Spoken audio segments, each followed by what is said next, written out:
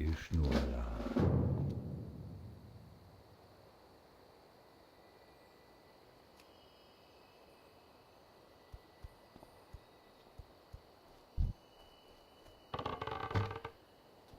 I need to get closer.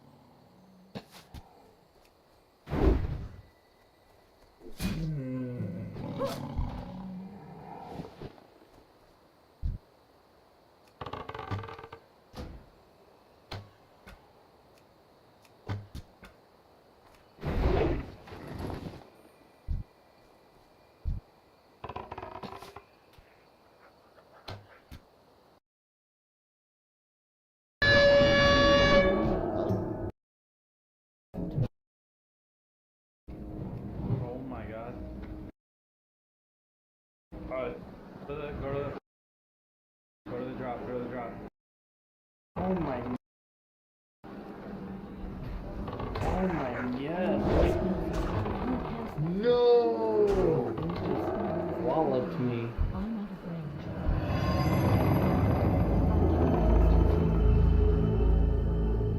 Not still recharging. I need to get closer. Alright, boss is dead.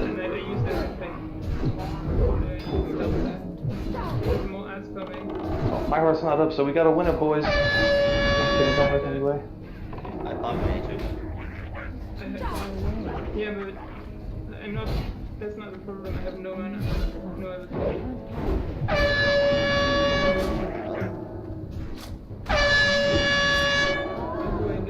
Is there a big spot?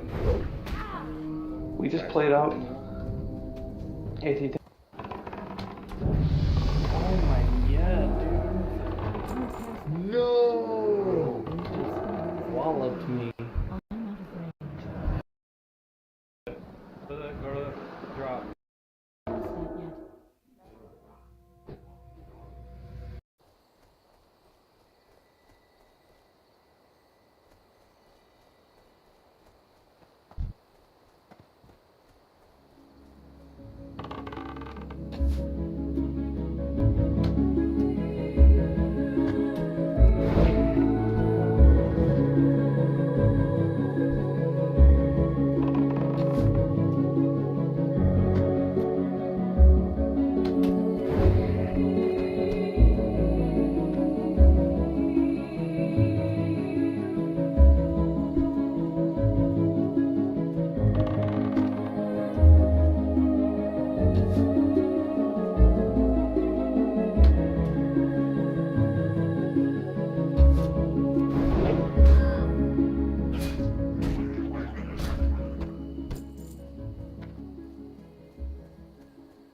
It is too far away.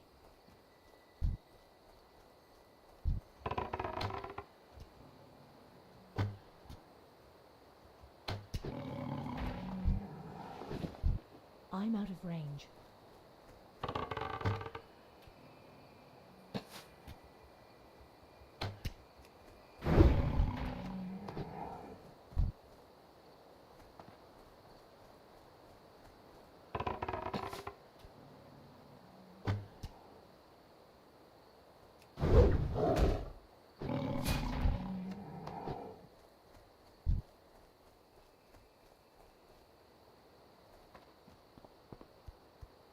What brings you here?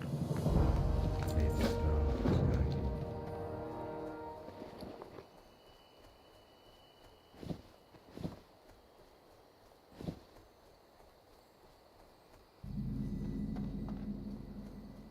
Ishmael Daliab.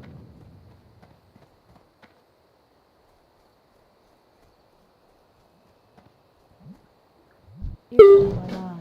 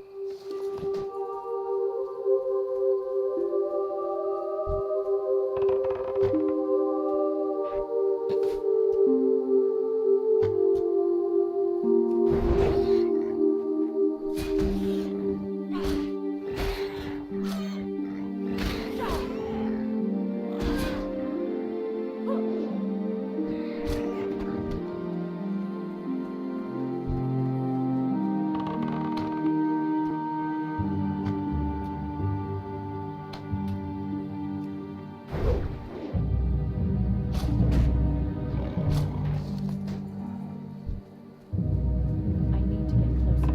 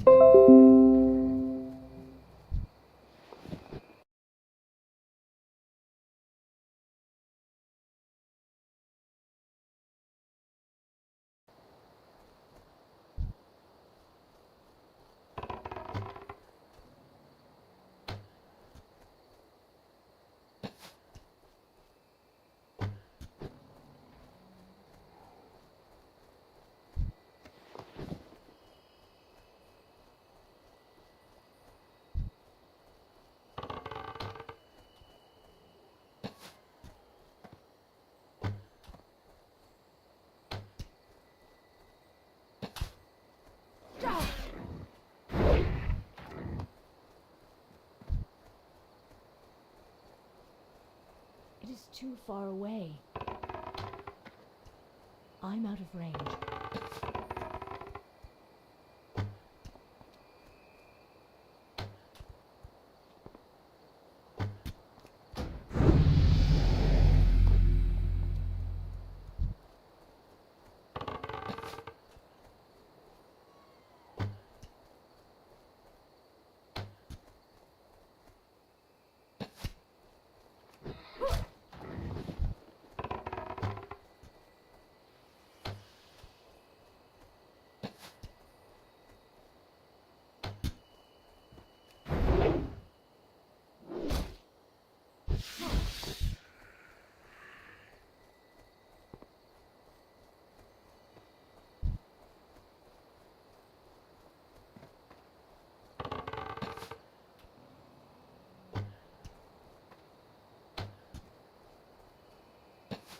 I need a target.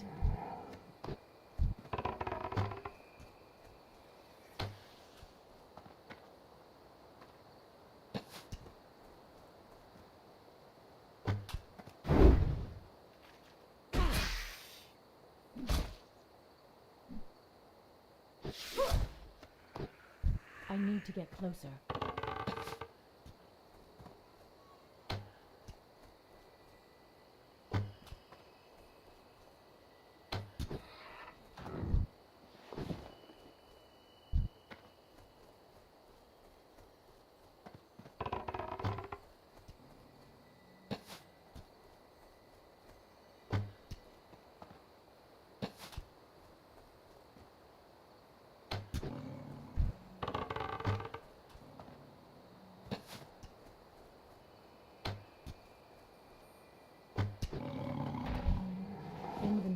full. I can't carry anymore.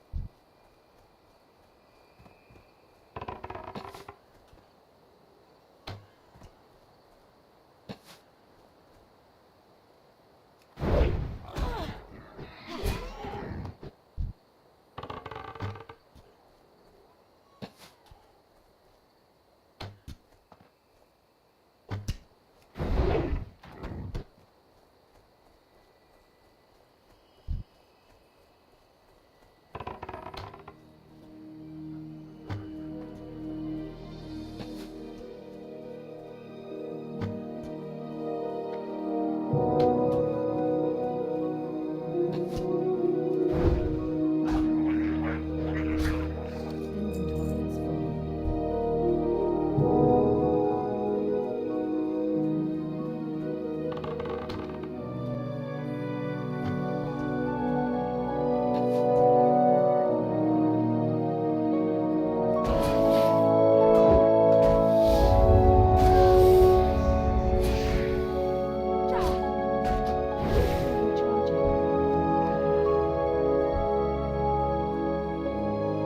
is full.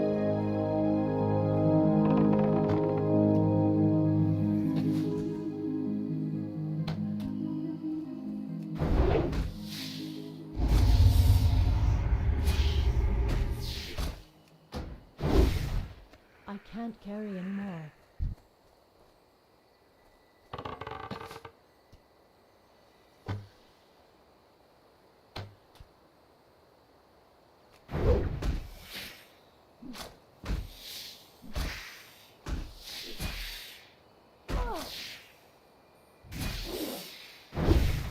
Inventory is full.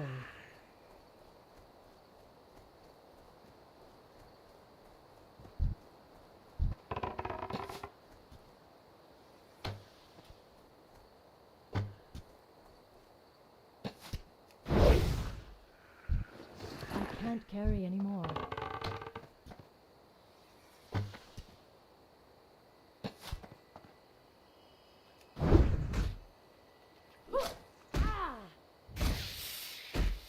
That spell is not. Inventory is full.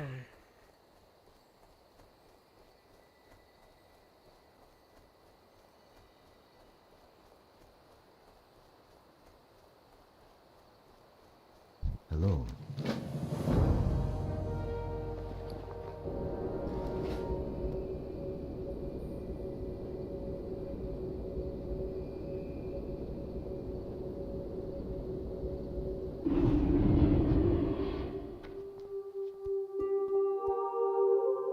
Peace be with you.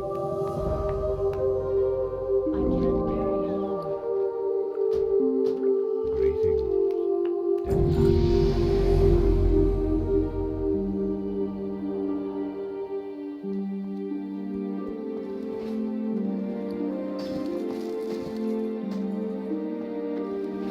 Ah, the great apple.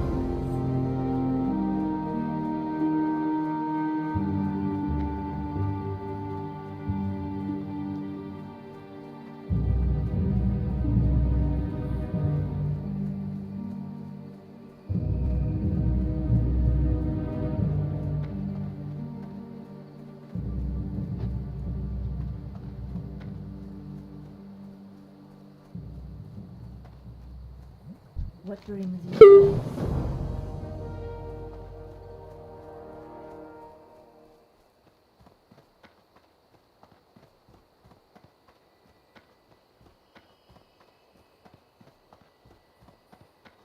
Greetings.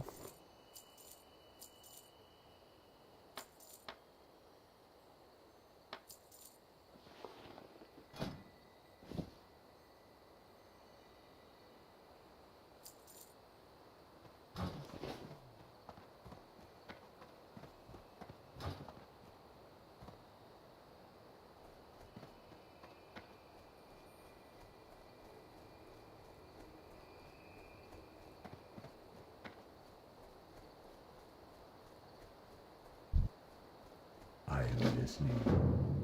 Farewell.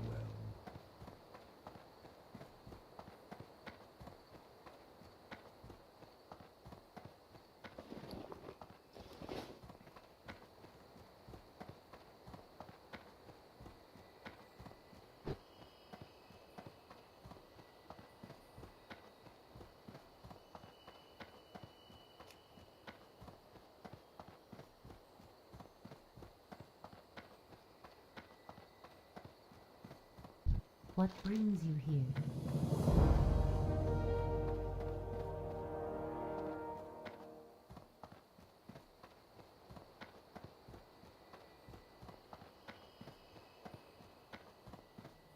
Ishnu Dardiye.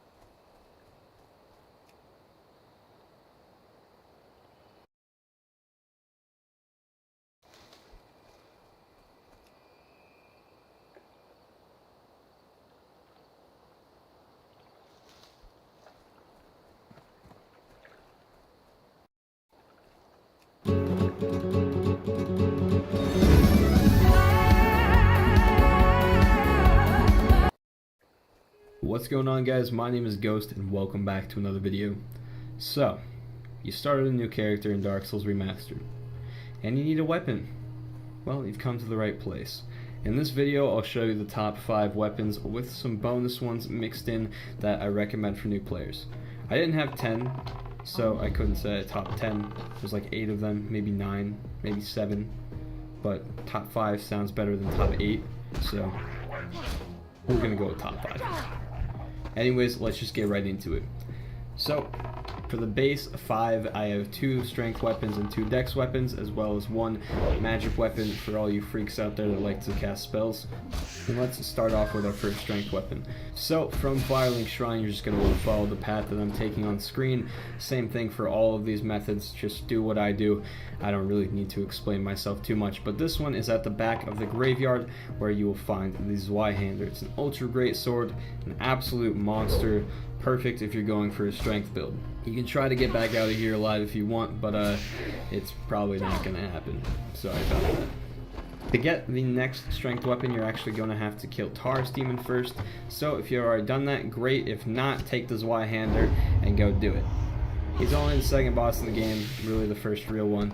Shouldn't be too difficult. But as soon as you've killed that boss, you'll be dumped out right here on the Hellkite Bridge, at which point you can run down it. About halfway down, you'll see a little gap to the right with some stairs. Go ahead and run down those. Try not to get cooked by the dragon, and you can go right over here, kick down this ladder, and it's a nice little shortcut to your last bonfire. Once you've done that though, go ahead and head back up to the bridge. You can bait the dragon into killing all of the enemies with his fire just by running out onto the bridge and quickly duck back into this little side area here. And if you stand right where I'm standing and wait long enough, the dragon will actually hop down, at which point you're going to want to run to the room behind him and on the way pick up this first item, and that is the Claymore, our second strength weapon. Really awesome, a lot more manageable than the Zweihander, being that it is a regular greatsword, not an ultra greatsword. You can swing it quite a few more times. It does less damage, but still really solid. Moving on to the dexterity section of this guide. First off, we're going to be going for the Uchigatana. Now, if you have the Undead Berg bonfire right here unlocked, it's super easy to get to, but if not, I'll show you from Firelink Shrine. So again, from Firelink, just follow this path that I'm taking on screen, and you'll get there pretty easily. There's only a few groups of enemies to go by, so it's totally up to you if you want to kill them, or if you just want to run by them and get the weapon first. Either one will work. If you did run past them, I would recommend resting at this bonfire up here. This is the Undead Berg bonfire that I just mentioned. Now that will reset all the enemies, which means you have a few to kill, but not nearly as many as you would have had before. So go ahead and thin the herd here, there's really not too many of them, and then make your way over here where there are 2 more enemies who have shields and spears. You can hit their shield, which will bait them into attacking, at which point you can just circle around for a backstab, or you can kick their shield out of the way and just attack them that way, your choice. But then you want to go down these stairs right here, which are blocked by crates, just roll through them, and you'll meet the Undead Merchant. Now, if you kill him, he will actually drop the sword that we're looking for. Now, before you kill him, I would recommend buying a few things from him first. The short bow is a nice addition, along with 40 to 50 standard arrows. And if you don't have a shield and you want one, I would go for the heater shield that he offers.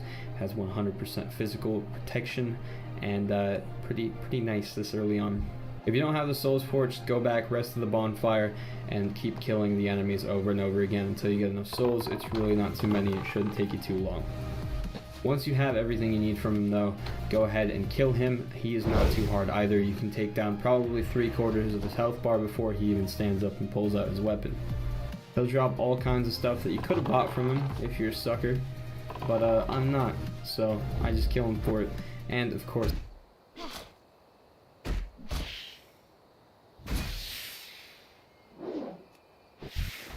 I can't loot that.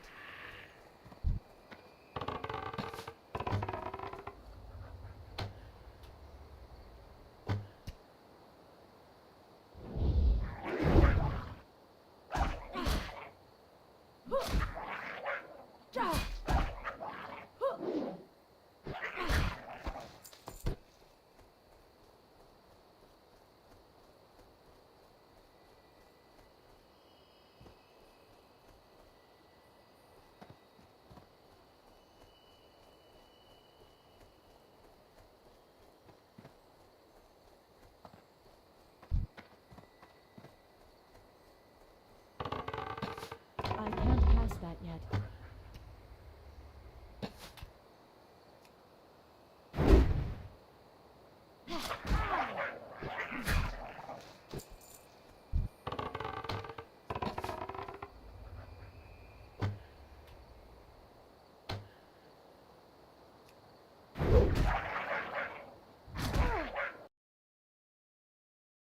That's still recharging. Gentlemen, welcome to the project. The project is a 75-hour experience. It's for men just like you who know that you're meant for more. what's going on, guys? My name is Ghost and welcome back to another video. Today I'm going to go over the top 5 things that I think you should do when you start a new character in Dark Souls Remastered. So this might be some of you guys' first time playing Dark Souls, it might be your first time just playing Dark Souls 1, I don't know, but it is geared towards those newer players who have not played Dark Souls 1 before or have never played it at all.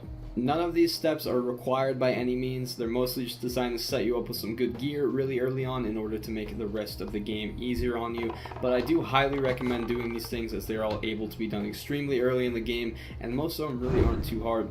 So with all these tips, I'm going to assume that you've beaten the Asylum Demon in the tutorial area, and the highest requirement of anything I will be sharing with you is defeating Taurus Demon, who is only the second boss in the game after Asylum Demon, so really not too bad. The reason for this is that some items are located in the Undead Parish, which he is blocking. There are also 2 items on this list that require that you have the Master Key, which you can choose as a starting gift, or just play as the Thief class. He also gets that automatically, but I'll tell you the requirements for each one as we go, so let's just get right into it. The first thing that you should do when you're starting a new playthrough is plan out your build. This has no requirements whatsoever. You can even do it without even starting the game. If you've played Dark Souls before, you're probably familiar with the concept of a build, but if not, here are the basics. A build is essentially how you choose to spend all of your levels and what gear you decide to wear. In Dark Souls, I'd say that there are 3 overarching builds, those being Strength, Dexterity, and some sort of caster. Since there are several types of magics to base a casting build off of, I'm not going to go over that in this video and just focus on the melee types for now. If you want a separate video on making a caster, let me know in the comments. I'd be happy to pull one together, but they are a bit more difficult to set up, a bit harder to play, so like I said, let's not focus on them for now. So the 2 main build types are Strength and Dexterity, or Dex for short, which I'll call it from now on. And the names make the 2 types pretty self-explanatory. Strength tends to utilize larger weapons that require a lot of strength to carry, such as clubs or greatswords, whereas Dex tends to use smaller weapons that require more technique to wield, like daggers, rapiers, katanas. You get the idea.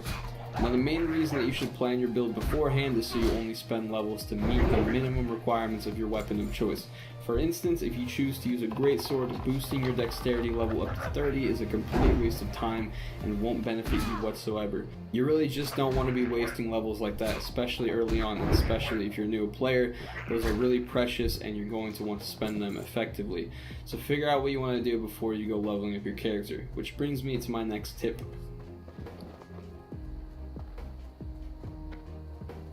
Now that you've decided what build you want to use, it's time to find a weapon that suits it. There are a couple of decent weapons that come with the starting classes in my opinion, like the longsword and the battle axe for instance, but you want to get an upgrade as soon as possible. There are actually quite a few really solid options very early on, which I go over in my other video here, where I show you the top 5 weapons that you can get very early on, with a few bonus ones. So make sure to check that out after this video. The link will also be in the description, but in that video I show you both strength and dex weapons that you can get almost right away. And just like this video, the highest requirement to get any of those weapons is defeating Taurus Demon. On top of that though, it's definitely worth checking out the Dark Souls wiki so you can get a full list of every weapon in the game and you get a better idea of what you might want to use down the road and how you should be leveling up right now to prepare for that. The most crucial part of picking your weapon though is making sure that you can use it. Other than that, just use whatever you think looks cool, whatever's fun. It's really not too important. I just don't want you guys wasting levels early on. The next thing you should do is add some Kool-Aid mix to that Estus flask. It'll taste so much better, and on top of that, everyone knows that the better it tastes, the more it heals. But in all seriousness, you should reinforce your Estus flask as soon as possible. In Dark Souls 1, this is done by trading in Firekeeper souls, which increase the amount of health your Estus flask refills. There are only 7 of them in the game, but you can actually get 2 of those almost immediately, and I'll show you how to do that right now. So from here on out, we're going to be utilizing the highly technical method of suicide runs. Actually, not that technical. You just run past all the enemies, grab the item, and the inevitable mob of enemies that followed you will tear you to shreds, but that's okay. Make sure you don't have too many souls to lose before trying this, because you'll probably lose them, as I said. So go ahead and level up before you get going, which should be no problem, because you already planned out your build, right? So, number 1. To get to the first soul, you want to follow this path I'm taking on screen. I recommend setting this elevator right here back up, since you'll be dying at the end of this run, and you might forget that you left it at the bottom next time you need to use it and accidentally fall down a really big hole. Hop off the elevator to enter New Londo Ruins, take a left and run across this narrow wooden bridge. You'll run into some ghosts up ahead, which you can't even hit without a special item, so just keep running, don't worry about them. There's a very, very narrow bridge just under the water right here that you can barely see, so carefully cross it and pick up the Firekeeper soul. And the ghosts will rip you apart. I'm sorry. This holiday season, give the gift of Go with SunPass Mini and SunPass Pro. You can stuff their stocking with Drive this year and celebrate the holidays with plenty of cheer. SunPass Mini and SunPass Pro, the always appreciated gift of Go. Step counts don't shave time off your miles. Data with The second one is located in the Undead Parish, really not too far into the game, but that does mean that you will have to kill Taurus Demon to get to it. I'll show you the path from the end of that boss fight as well as from the Undead Parish bonfire. So from Taurus Demon, first of all, run across this bridge and go down the stairs to the right while obviously avoiding the fire. Kick down this ladder if you haven't already and then go back up to the top of the bridge. You can go through the bottom if you want, but I find this to be much easier. Bait the dragon into killing the enemies and then stand right here until he hops down. As soon as he jumps down, make a beeline for this bonfire, light it, and rest at it as quickly as possible. Otherwise, the dragon will breathe fire right in your face, and you don't want that, trust me. I've been there. Open this gate, follow this path. Elune be with you. Goddess, watch over you.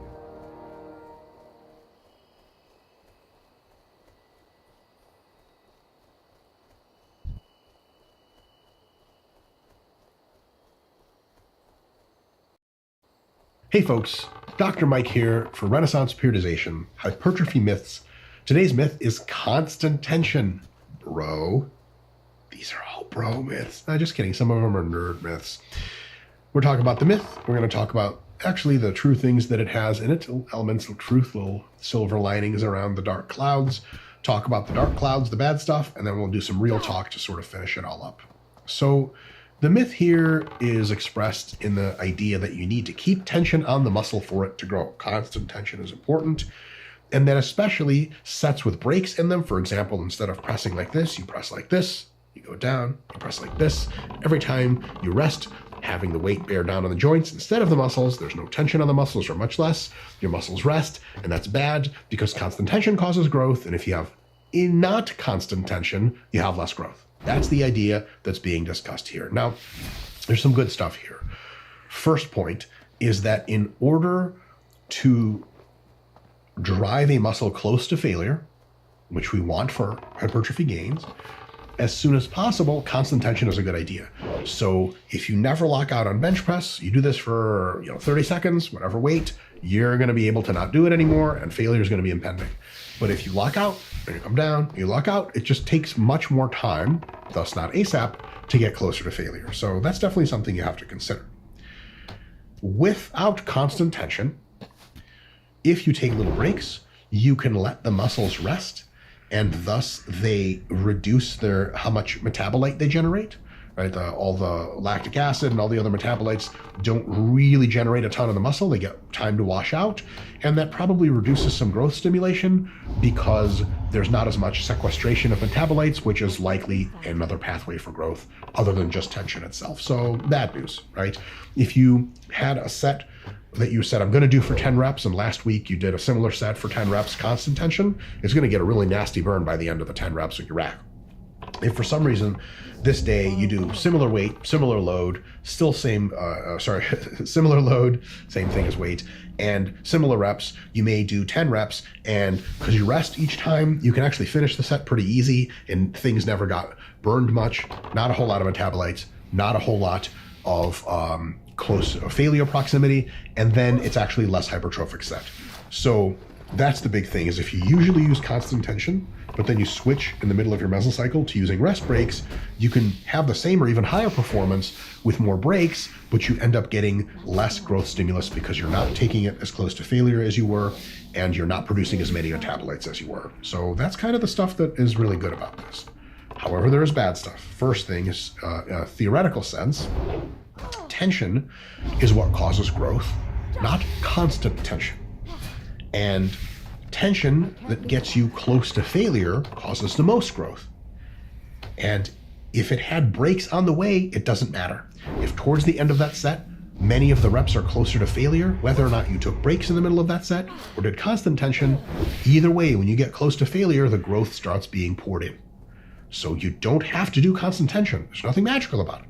What you have to do is take sets close to failure and make sure, ideally, that they also generate lots of metabolites along the way.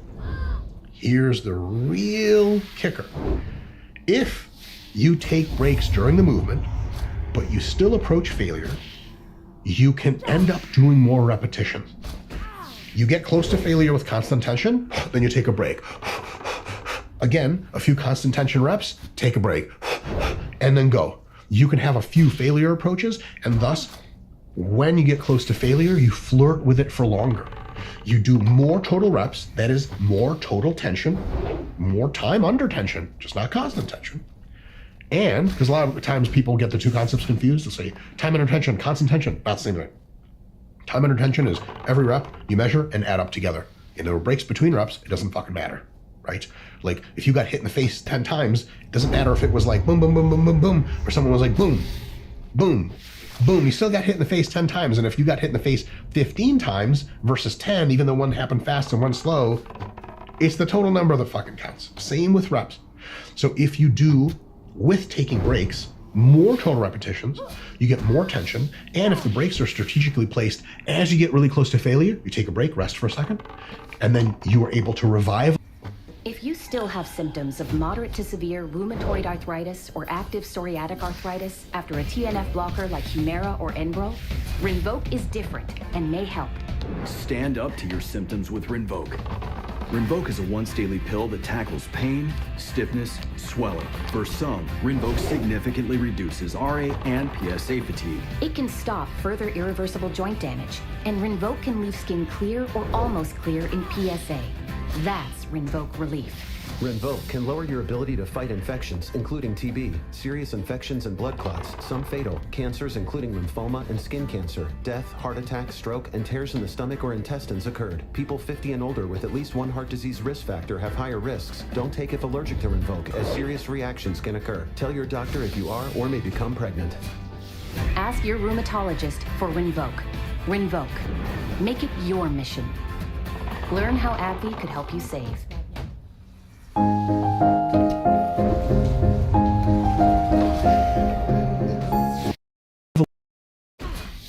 A little bit, and then get a couple more reps close to failure, and you take a break.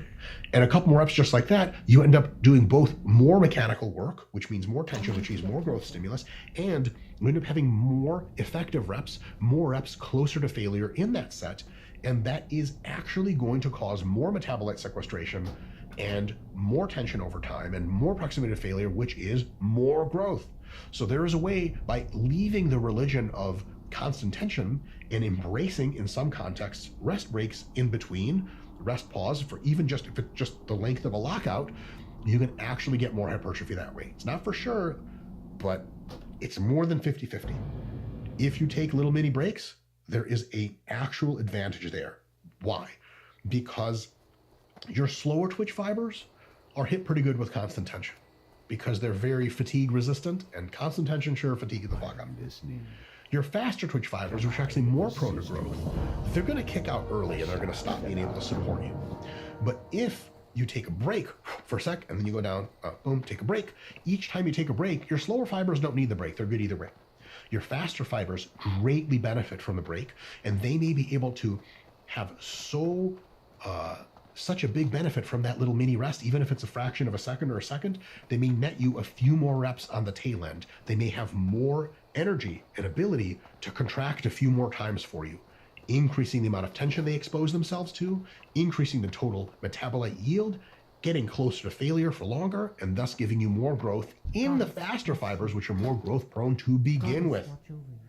So it actually looks like constant tension in many cases is not ideal and is actually the opposite of ideal. It's like a needless way to fatigue yourself too quickly and end the set too quickly, where you could have milked the set out for longer and made it even more hypertrophic. Now, real talk. The first biggest thing to address is don't use constant tension as an excuse to cut your range of motion. I know it's sort of unrelated, but people say this shit all the time. It's some fucking idiot steroid abusing moron who's doing this shit with dumbbells in the gym, and you're like, bro, no offense, but what? And he's like, constant tension, bro. Shut the fuck up. Get out of my face. That's bullshit. Doesn't mean anything. Get out of here. Like, you locking out the dumbbells and you going back down is not going to ruin your set hypertrophically because constant tension. Fuck out of here. If you take breaks between reps, make sure to standardize the breaks so you don't conflate more constant tension or less constant tension, and then you can stimulate gains but know if your strength is falling off. Here's the big problem, all right? You started out doing constant tension reps. Week 1. Week 2, constant tension. Week 3, your dumbass realized that like you are not going to get 10 reps like you usually do. You're going to get like 8 or 9 because your fatigue is really high, because you have exceeded your maximum recoverable volume, because you should be deloading, at least for that muscle. But you don't. You lie to yourself and you go, haha, wait, I can still get the same number of reps on paper by doing like 7 reps and then locking out and breathing for a bit and doing another 2 reps, locking out and breathing for a bit. And hey, look, I got 12 reps. I hit a PR. Yes, technically you stimulated even more. Well, you caused more hypertrophic stimulus. It won't end up actually stimulating hypertrophy because you're so fatigued at this point, you're regressing and possibly losing muscle. You're way beyond your maximum recoverable volume. But you could lie to yourself and say you hit a PR, technically you did, because you're using rests as an easier way to do it. It's similar to running a certain time in the 5K, and then next time you're like, man, I'm definitely too beat up to run this. I shouldn't be running this. But you know what? What I'll do is I'll run the 5K, but I'll run like 2 or 3K. I'll rest for a bit, run another 2 or 3K, finish the 5K. That rest I'm going to cut out of my time. Hey, look, PR. But you took a rest there. That's not a PR. You're actually in a lower state of preparedness, but you're lying yourself and telling yourself it's better. So here's the thing. If you choose to do an exercise for a mesocycle as constant tension, keep the constant tension. If you choose to use Maya reps, you say, okay, I'm going to get 10 reps for sure, and then rest for 3.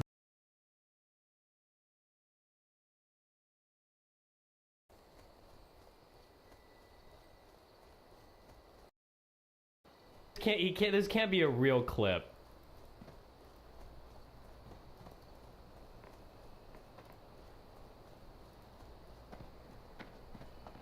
This has to be a troll. What the fuck am I reading?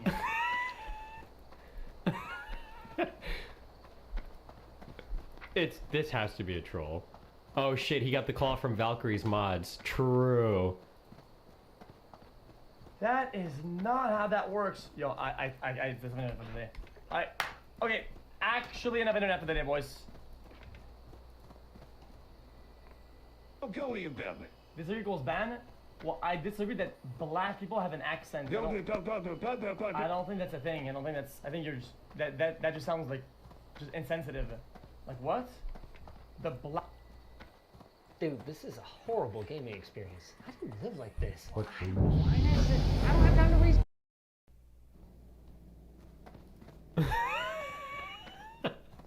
I'm sorry. He means vernacular, not accent? Well, regardless of what you say, like... No, f*** out of here with that distinction. No, shut the fuck up. Bro, oh my fucking god. Oh my god, dude. Oh, I can't. Elune be with How about you give me a rundown? What would the skip be against black people in this scenario?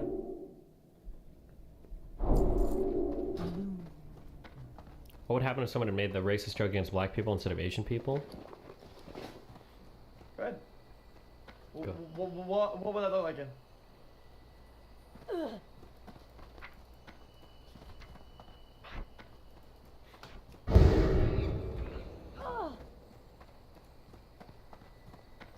Making fun of their accents. Somebody said in chat. I'm actually getting it from I don't give a fuck. Whoever said it. What? Bro, oh my fucking god.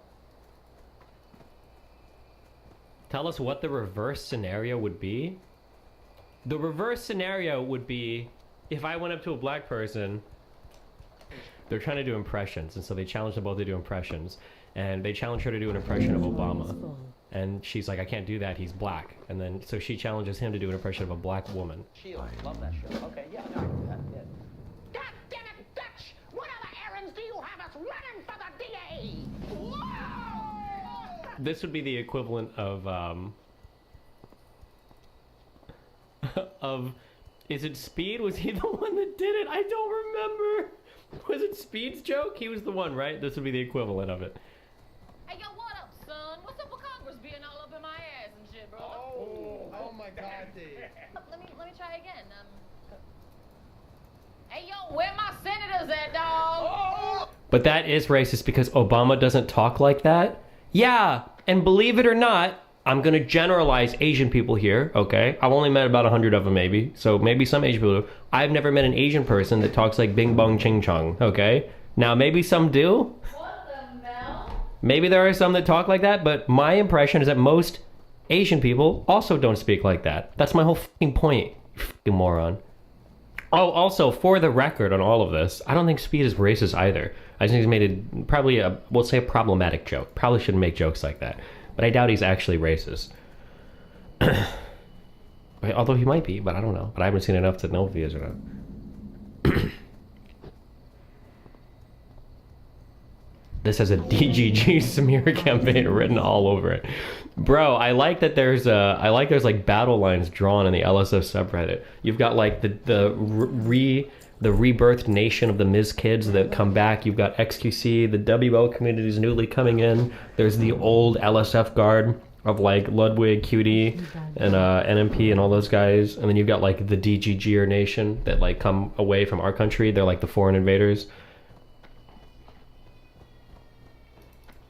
Do you think black people have an accent everywhere, or is it mainly in the U.S.? Because I don't remember everyone. In the United States, there seems to be like this. I mean, like it'll vary from region to region, but there is like an African American dialect that seems to be unique to African Americans in the United States, almost irrespective of where you live. Now, obviously, there's going to be varying levels based on what community you're in, but it's a it's a thing that exists in the U.S. that I think is unique to the U.S. Like if you go to like, this is very limited perspective, but like if I go to England and I hear a black person talk, they're gonna sound like every other British person. From everything from I haven't talked to too many black people in England, but that's been like my impression. Like if I hear a black person talking English, they just sound English, like every other person that I would hear speak. But no, you're wrong. Oh, okay. Maybe I've only spoken to certain types of black people in England then. UK has black accents? Oh, okay. Well, maybe there are black accents in England even then. I don't know. But I know that in the United States, like, there's very distinctly, like, black accents. That's why some black people say talking white. Yeah, true.